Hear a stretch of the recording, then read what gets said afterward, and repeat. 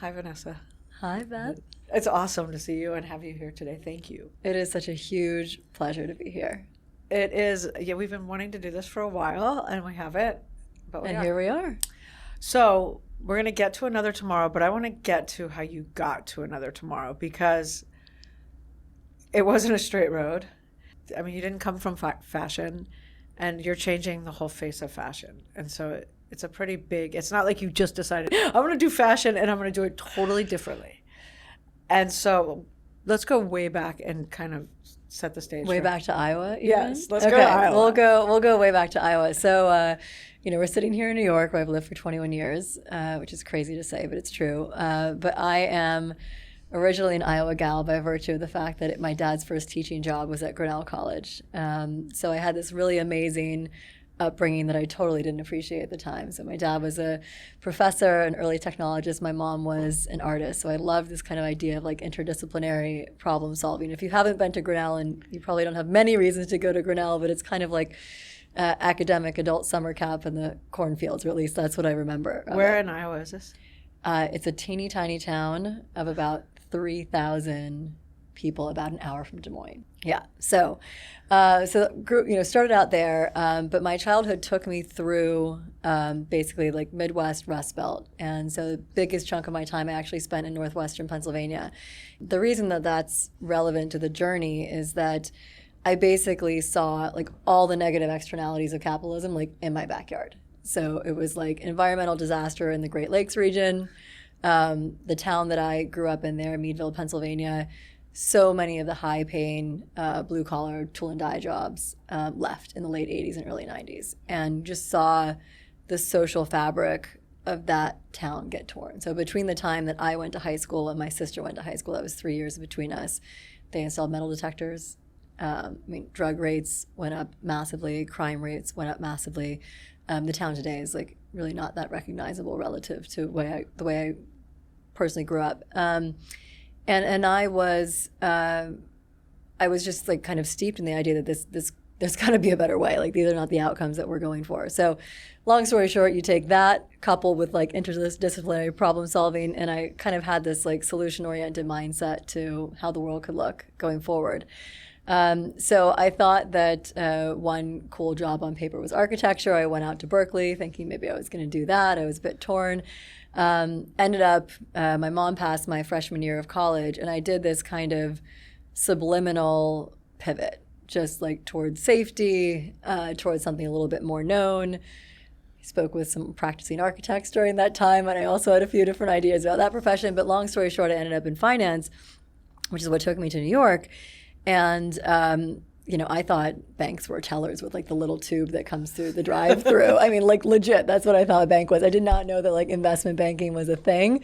But I'd written a paper in college, co-authored a paper in college on electricity pricing. So the banks were like, oh, girl who does math, like great. So there I was in finance, made my way into emerging markets, which I thought was really fascinating. But I didn't forget where I came from, and I was forever trying to figure out how was I going to bring that into my day job. And it was, 2003, it was really nascent. We weren't talking about sustainable investing in the same way. So it was a total pain in the neck, I think, to manage. I know. Now that I've been gone for a while, people really tell me the truth. So, left in 2007 to do a degree in energy and environmental policy, and then stayed, ended up back there. Long story short, they said that I could do both, and I ended up in the thick of the financial crisis, steep back in finance. 10 years later, kind of picked my head back up after trying to do a lot of things on the side, and after making MD, said, okay, what's the next phase of my career going to be about? And I really believed that it had to be about redirecting capital in a future relevant way. And I started to do some investing in climate tech and material science, like some of the folks that you've had here on the show. And so I thought that I was going to focus on that. And I ended up taking a sabbatical. And that was how I fell down the rabbit hole of the scourge of the earth that is our fashion system. Were you interested in fashion? Yes and no. I think that it was one of the few areas of like personal expression for me, like outlet of creativity in a very linear job. So now that I've left, I've gotten like a lot more commentary about my historical fashion choices, which were apparently bolder than average on the trading floor. Right. But I knew one person. I knew one person in the whole industry, and I think, and this is something that I struggled with. I spent so much time and energy trying to prove myself in that industry that the idea that if you had ever told me that I would go into fashion, I'd be like, you have to be out of your mind. Like, there's no way. That's why I asked, because fashion's so hard. It's hard, and it's got a bad rap. It's got a bad rap for being this kind of like fluffy industry that is super materialistic and surface level, which I think contributes to the fact that a lot of serious people aren't focused on solving this problem. That is something that is part of my mission to solve. Everybody at this point knows that fashion's bad for the planet. Yeah. And in the big picture, it's not just bad for the planet, it's bad for the animals, it's bad for people, and it's one of the big things that is completely destroying the planet. Truly. But we're going to take it apart a little bit, because it's an easy thing to say, like, oh yeah, fashion's terrible, but everybody buys clothes. Most people buy too many clothes. People love clothes on sale. And so even though there's an awareness around fashion, it's still, and there's a connection for sure. And in a lot of ways, I think even more so than food, people are allowed to see the connection more. People like to kind of stay a little more in denial around food because it's more personal even. But let's just start with taking it apart a little bit. Like, when I say fashion is really bad for the planet. Yeah. Break that down a little bit, and not in the big ways, but in kind of all the ways. Yeah, right? yeah. I mean, and I think that it's so complex, and that I think is one of the reasons why it's hard to wrap your head around. So a few of the things that really kind of stopped me in my tracks. So one, and this is an industry that's arguably operating at like 4 times our planetary boundary. So like we are just like way in excess of what this planet can handle. 50% of clothing that gets created ends up in a landfill in the first year. So like when we're using way too much resource in the first place, the fact that half of that is going like directly to landfill in the first year is insane. And then what actually makes it into our closets, we wear about 20% of on like a trailing 12-month basis. So if you think about just the actual amount of utility that we get out of this massive system is insane. And that's just kind of like the waste part of it. And the way that things actually end up in landfill, I think, is also something that a lot of people don't think about, right? It's like there's this idea that, you donate clothes and like it ends up in some great hands. Well, the reality is there's an underbelly of that system too that is part of what like gets things to the Atacama Desert and Ghana, et cetera. These piles of clothes that you can literally see from space. So that's some of the waste portion of it. And then there's, the fact that there are these myriad impacts on climate, on biodiversity, on water, all the way up the processing chain. So a huge portion of it comes at the raw material level. So people don't think about fashion as an agricultural product, but it is. It's either an agricultural product or it's made out of plastic. And when it's an agricultural product, all the same issues that you think, or many of the same issues that are endemic to food systems are also endemic to fashion systems.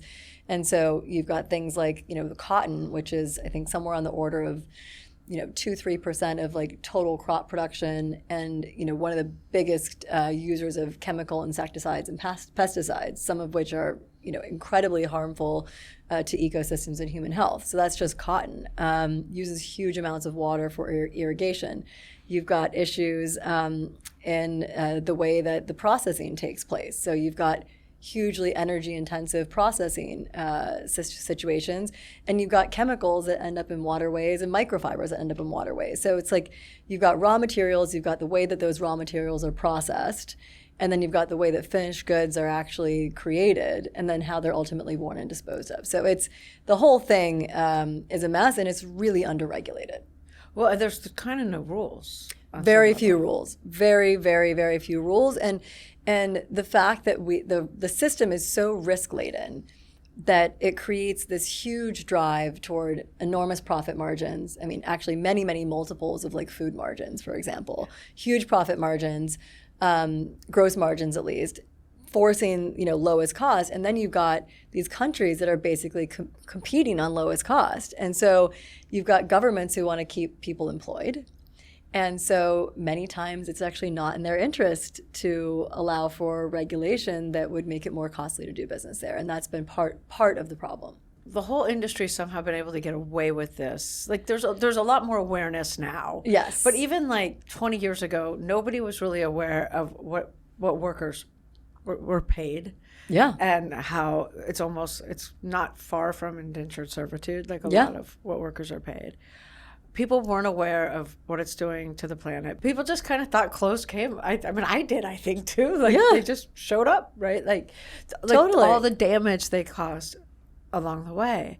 So when you said, okay, look, this is a problem I want to go after, tell me the steps to this, because that's like an insurmountable. I mean, it's enormous. No, it's enormous. And, and I definitely didn't have this like immediate light bulb to say, oh my gosh, I'm going to do this. I'm going to radically change my career. But I started to pull on the thread because I came into this really trying to look at all of the major industries and understand their like negative externalities. And so I was just pulling on the thread while simultaneously saying, oh, okay, I'm just going to try and, buy better myself. And it was when I saw that it was so incredibly difficult to do that, and I looked at the fashion ecosystem and thought, oh my, this is an industry that doesn't have a vision for its own future. And brands didn't have a vision for their own futures. And, to the extent that people were doing things sustainably, a lot of it was applying somewhat better sourcing to a fundamentally broken model. And so I just got really curious about that and thought, well, what would another model look like? And so, really started Another Tomorrow as like because brands are a manifestation of the system. So like, how can Another Tomorrow be a manifestation of the future of fashion? And, really kind of started from the very beginning. So like I said, I knew one person. The second person I met was actually somebody that my doctor introduced me to, who had just left Calvin Klein as an outgoing CMO there. She taught me, like, what does it mean to actually build a fashion brand? So I got, like, brand building 101. I thought that was going to be important if that's what I was going to do. Then I met actually through some former finance colleagues who were, in this case, steeped in the sustainable fashion space. They introduced me to some folks who are really expert in sustainability in the industry. So I brought them in and said, okay, teach me everything. And like, what is like best in class, and how do we think about this in a really science-based way to create a framework for decision making? Because I was like, if we don't have a clear framework from the beginning, then it's going to be impossible to make decisions. And so we did a ton of work up front around best practices around sourcing for animal, environmental, and human welfare. And then, based kind of like a best-in-class approach to full life cycle management and like circularity. So that gave us our framework for, how we would actually produce product. And then I did a ton of research around what had failed.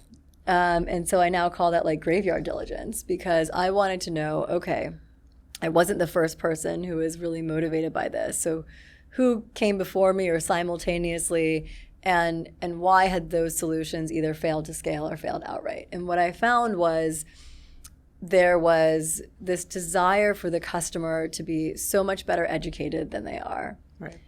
So much more willing to prioritize sustainability at first purchase, and willing to kind of have a tolerance for sort of like just okay product, and potentially willing to pay more. And that was like an equation that just fundamentally doesn't scale.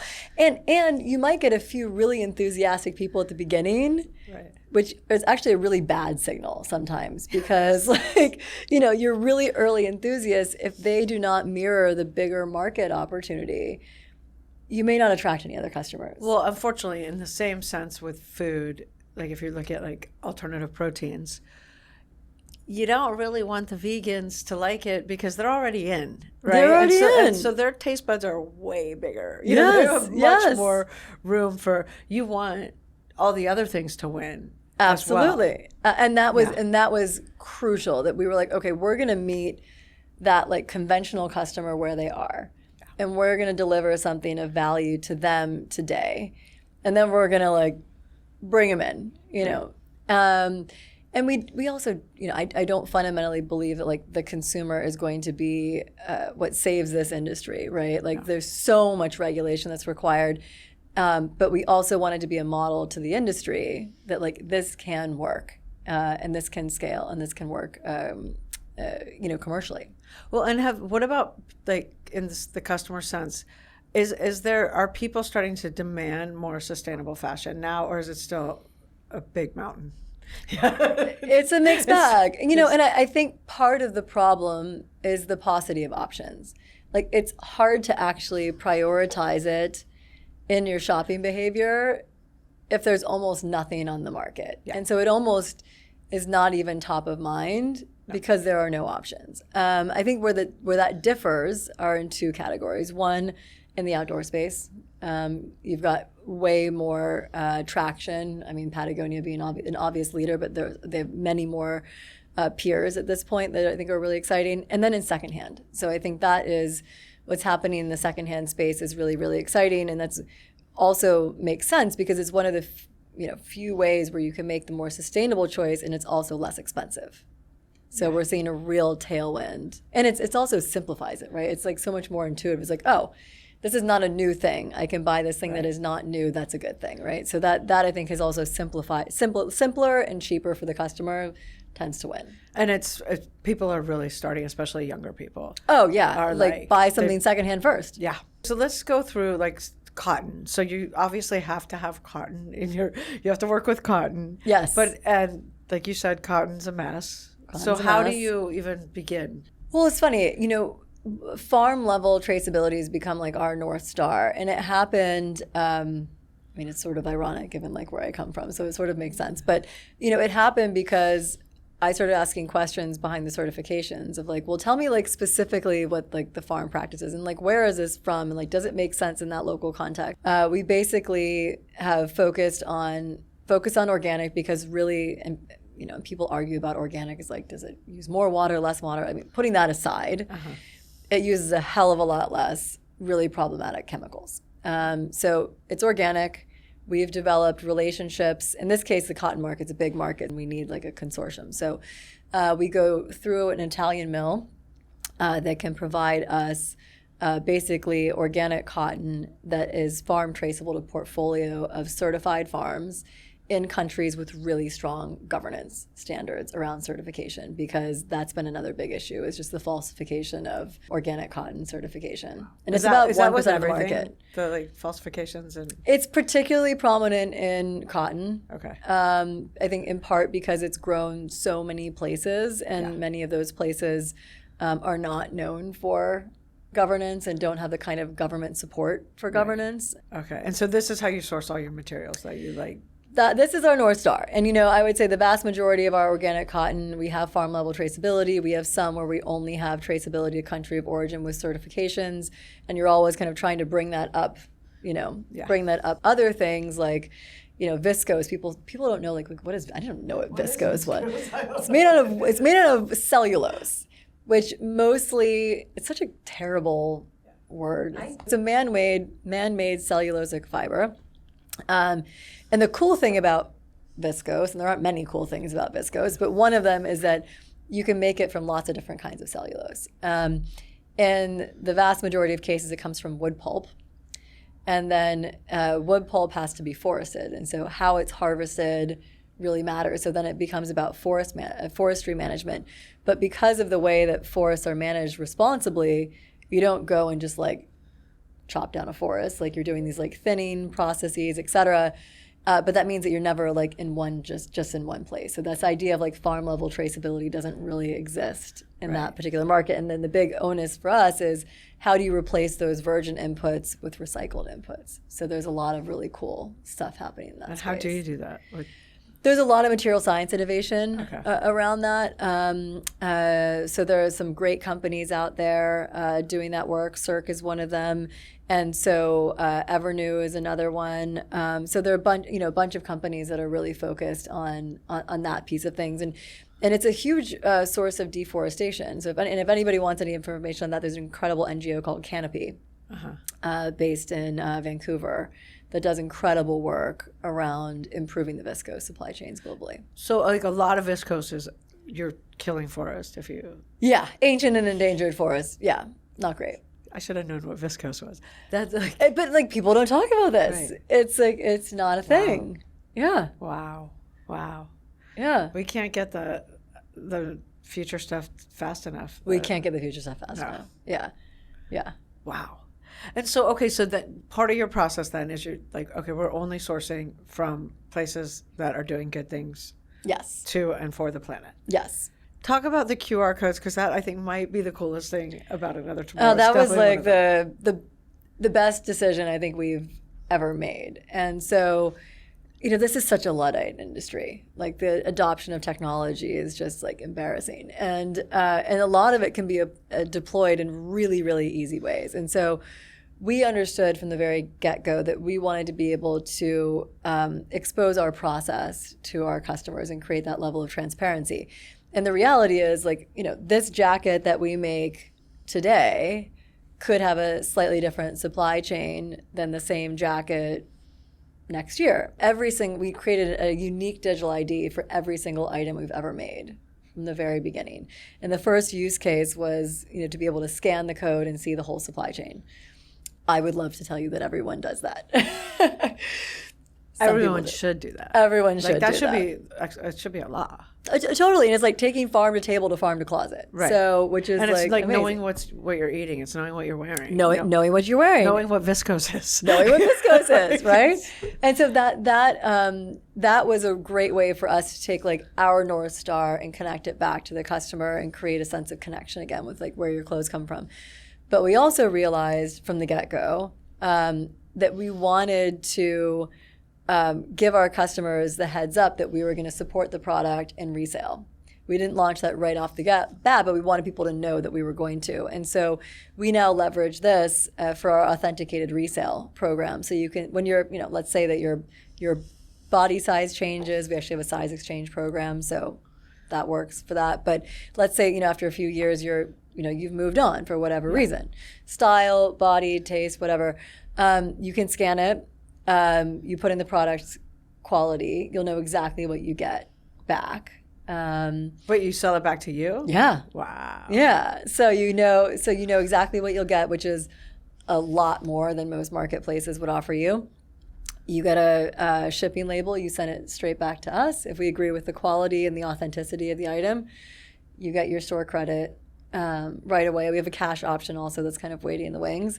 But it's basically this digitalization has created this kind of like scaffolding for the business for us to be able to do all these cool things. I mean, that is, again, another thing that everyone should be doing. Everyone should be doing. Like, this is how the world should work, right? 100%. And that's why we're doing it, right? It's like, these are things that other companies can do, right. And sometimes they don't even know that they can do them. Right. And is it that hard? It's not that hard to It's not that put a hard. QR code on. You just have to, the hard part is you really need to know your supply chain in the first place, right? And have a confidence level in exposing that. The QR code piece, it takes operations and a commitment to doing it. But if there were a demand, because I think once people got used to saying if they're wearing a lot of Another Tomorrow, right? You would kind of want that on everything you buy. Ideally. Yeah, ideally you just want to shift the standards. Yeah. And European regulation is also moving in this direction around digital product passports and this idea of product level traceability. So I think that we're trying to raise the bar, and there are a couple other interesting folks doing things in this space. And then, we're seeing this tailwind of regulation that I think is really going to be the forcing mechanism. Well, it's starting in the EU, but yes. It's the same clothes, so it's going to have to happen here too. Well, right. And that's been the beautiful thing is I think that I was more worried at the beginning that in the absence of regulation outside the EU that we weren't going to see that much traction.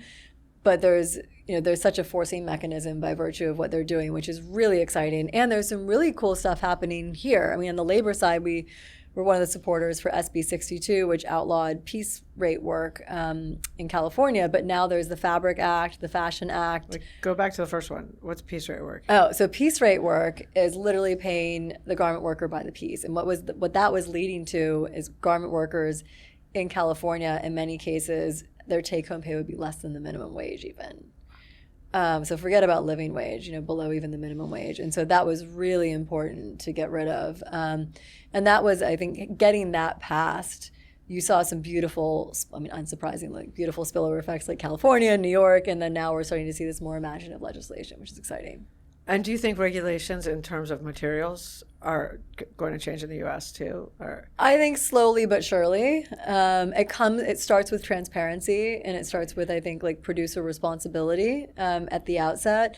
And then, we need so much more regulation on the material side. And it's happening in idiosyncratic ways. Like there, one of like the worst chemicals used on cotton, not organic cotton. Regular cotton is called chlorpyrifos, and like we've seen also legislative action on that. So there's stuff that's happening in like very scientifically specific ways also, right. But we need so much more regulation. But like for big brands, are they wanting? I mean, are they resisting change? Are they wanting change? I think there's a lot happening behind the scenes. I think the fact that COVID was so disruptive from a supply chain standpoint has created just a lot more like business critical need to know your supply chain in ways that people were previously like just, close your eyes. Right. No one really knew where they were getting it. They really didn't. It's so many third party intermediaries and all of this. And then once you need to know your supply chain and you know your supply chain, then it's like, oh shit, like now I know my supply chain, I better. Right, but that's even like the customer knowing the supply chain. Once you know, like if I could see that my sweater was killing a forest, like I'm not gonna get I know. Like it's like it definitely. I mean, now I know because I don't wear animal products, so I'm like very aware of labels for that.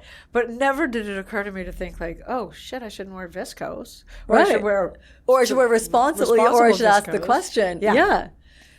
And so it does make, I think, customers more curious, and then once we start realizing, oh, we have some say in this.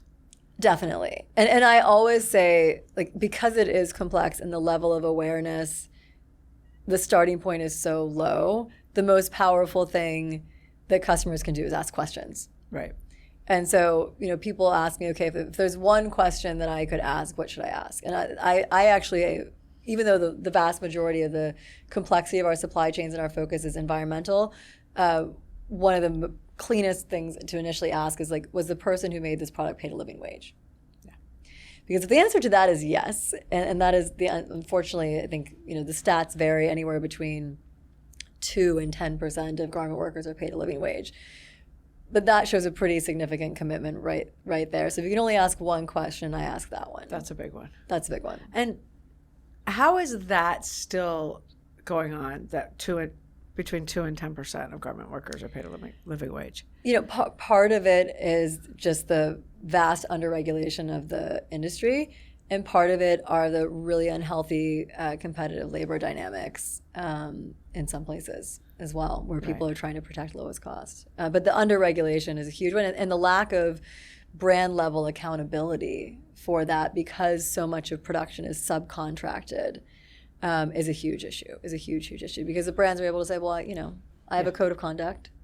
Right. We pay our people. We pay our people, and we have a code of conduct for our suppliers. Right. But beyond that code of conduct, where does that responsibility lie? Wow. It's a challenge. It's a big challenge. Yeah, huge. And is that on the label? It's on our label. It's on our label. And, I think that there's so much complexity that we've got to figure out also, how do we synthesize this for customers without losing some of the really important nuance. And that's, I think, there's a lot of work that has to get done there. Well, and it also has to be done in a way, like, I love the way you do it now, because even though it's a lot of information, right? It's there. The word sustainable means nothing anymore. All these words mean nothing. They mean nothing. Organic means nothing. Like nothing ever, and so you can slap a label on and it's meaningless. Yeah. And so to actually explain it all is pretty meaningful. Yeah. Yeah. But you're right. There does need to be like actual real some level of consolidation, and it's and we won't even go into some of the challenges of what's been done in that space, but at least if you could condense things down to like the human impact with some guarantee of fair wages, And that's actually true all the way up the supply chain. Because a lot of there's all kinds of stuff that happens at the farm level as well, which is a huge issue. But something that addresses the human issue, something that addresses the environmental impact, and something that addresses whether animals were harmed or killed in the process. Well, and it's also, even if if it's not an animal product, right? If you just take a shirt and you're like, how many people actually were involved in the making of the shirt? Totally. It's a lot of people. It's a lot of people. Yeah. It's a lot of people who touch that product. Yeah. Yeah.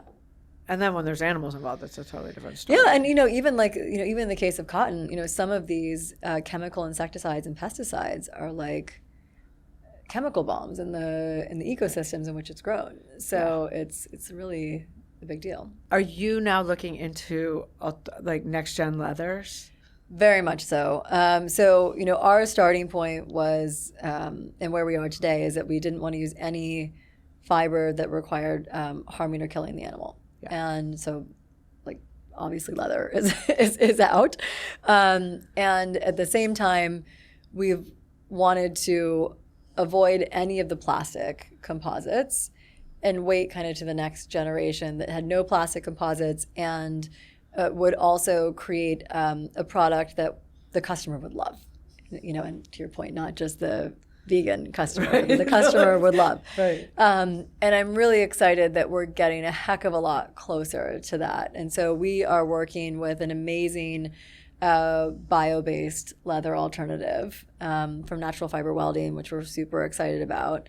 That is like the closest that we've found so far. And that is really starting to hit commercial scale, which we're excited about. But there's a huge amount of innovation in this space. And this is going to be extremely meaningful. I mean, one of the things that we also really try and kind of take out of the collective consciousness is there's this idea that, well, leather is just a byproduct of the meat industry, and the meat industry is a given.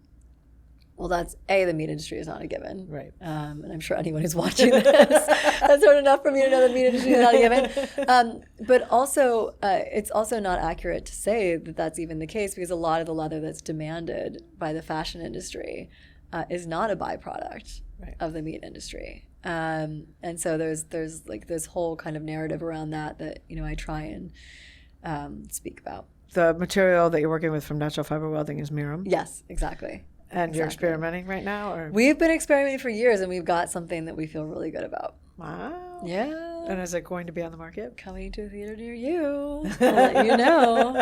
Not too far away. That's very cool. Yeah. We've talked about this before, but a lot of these next-gen materials, they are so on the cusp of scaling. Yeah. Especially the zero plastic, super eco-friendly, like gorgeous, incredible next-gen materials for leather. Yes. Are like inches away from being out there in the world. And so it's cool as can be that you will be debuting one of them. Yeah, we're so excited. I'm really excited. And what else do we have to look forward to?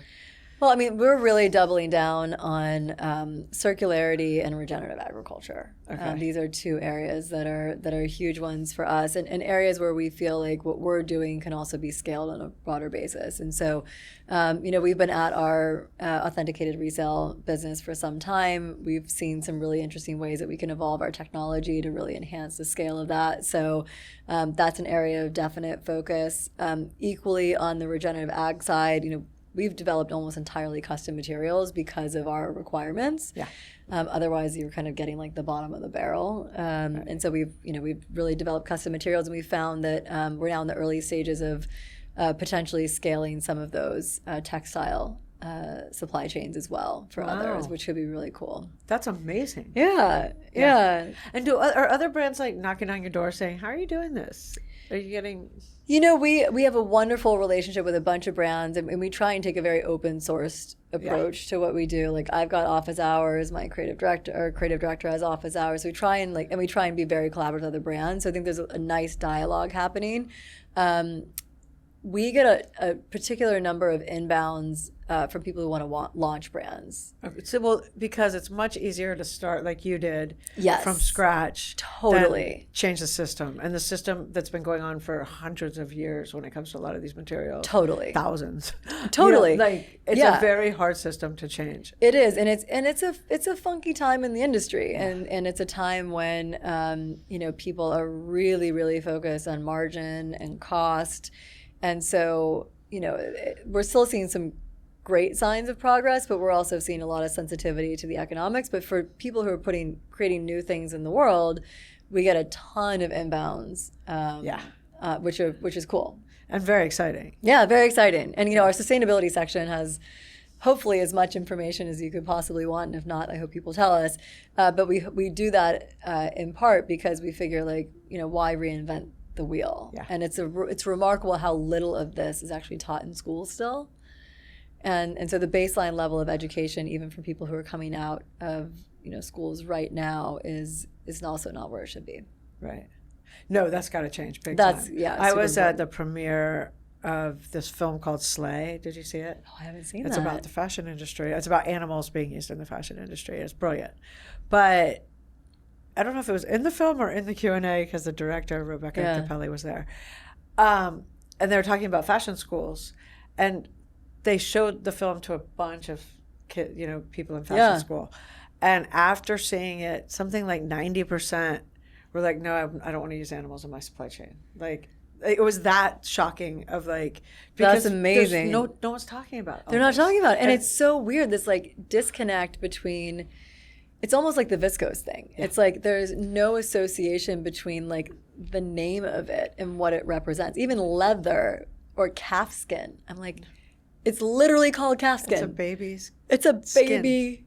Skin of a baby animal. And it's so strange. But that we people don't connect it. And viscose is, I'm really glad this viscose thing happened to me today because it just gives you you kind of get how it's so hard for people to hear things that they don't really need or want to hear, or they do need. Totally. But imagine you had to call that chemically processed tree fiber. Right. Right. And P.S. you are killing a forest. Yeah. An ancient forest. Right? Yeah. I wouldn't buy it. Right. You at least ask some questions about where's this forest and how did you get this stuff? And I think I thought viscose, I don't know what I thought it was. I don't know what I thought it was. No. I mean, I was I just knew it was an animal.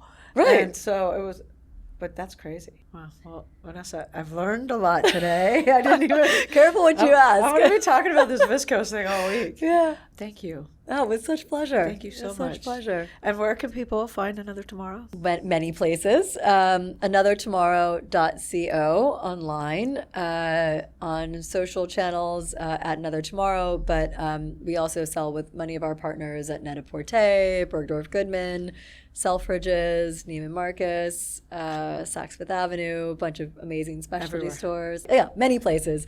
But yeah, we want to hear from you. So we'd love to get inbounds. Good. Thank you. This was Thank you. This was great.